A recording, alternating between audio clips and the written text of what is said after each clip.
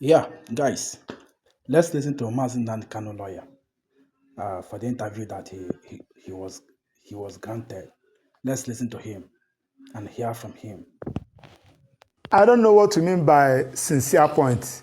I want to commend the president for coming out to tell the entire world that he has no hands in what is going on in the judiciary.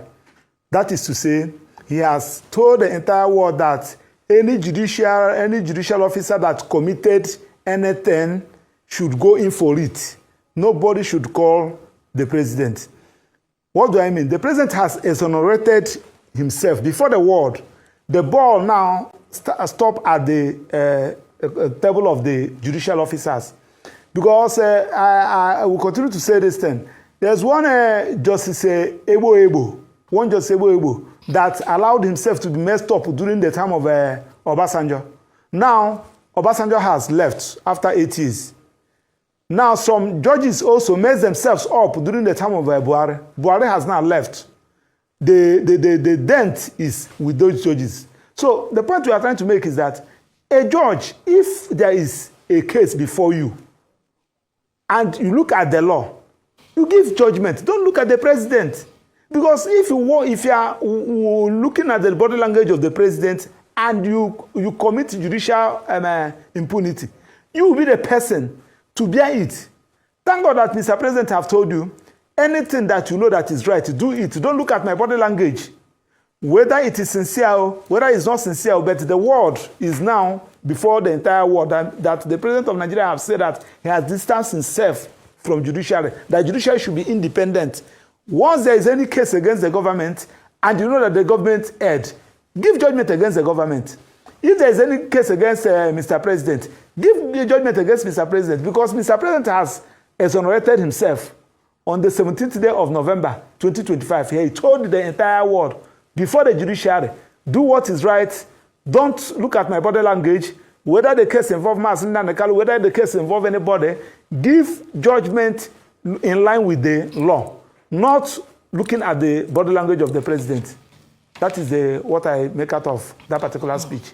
Now, but shouldn't we also be concerned about transparency in judicial appointments and promotion, seeing as this sometimes could be politicized in Nigeria? How do we curb that? Yes, that is we have been shouting on it, because the problem we're having in judiciary now is through the selection process. I want you to, you are an investigative journalist, go and check the appointment of judges you have for the past 10 years. You cannot see a daughter or a son of a Panwan Tapa there, no matter how qualified that person may be.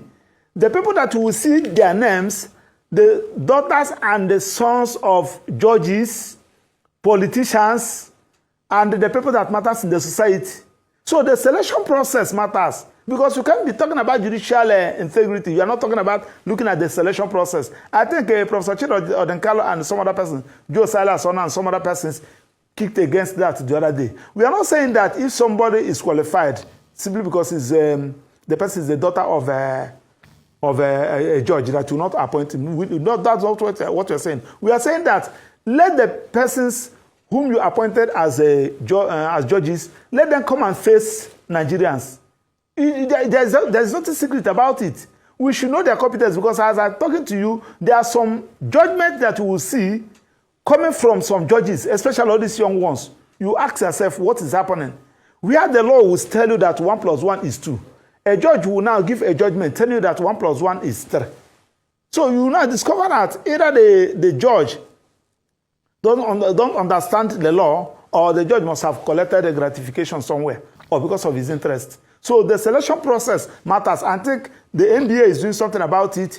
If you appoint some people as judges, they should come and address, if not any other person, they should come and address the members of the bar and the members of the press, so that people will put questions across to them. So that one also matters. And also what the CJN said on her own. The CJN said that people should stop criticizing judgment of courts. Mr. CJN, it doesn't work like that.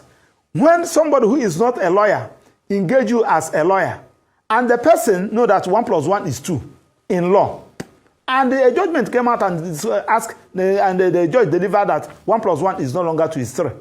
The person will ask a question, he will criticize the judgment. Where the law said that in this particular matter, the only court that has jurisdiction, let me just use the issue of chieftaincy, the only court that has jurisdiction is the state high court. And the federal high court will not take up assume jurisdiction in adjudicating a matter that has to do with the chieftaincy affairs. And when people criticize that judgment, instead of people to look at the reason why that judge assumed jurisdiction, in a case that you don't have a jurisdiction, the judge will be elevated to a higher court. And you said that people should not criticize. You cannot beat a child and ask a child not to cry. People must criticize. Of course, people must have their opinion. The judgment is already there. Because when we are talking about criticism, if you watch previously, there are some judgments, when you read the judgment, even if the judgment is against you, you discover that you don't even have a grounds of appeal. But when judgment is obvious, this judge will give motion expert in the morning. The other judge in the other same subject matter will give another injunction. The other one will give another injunction. Injunction flying here and there. Others creating problem. And you said that people should not criticize. People should talk. People should criticize. People should raise alarm. Because this country belongs to all of us.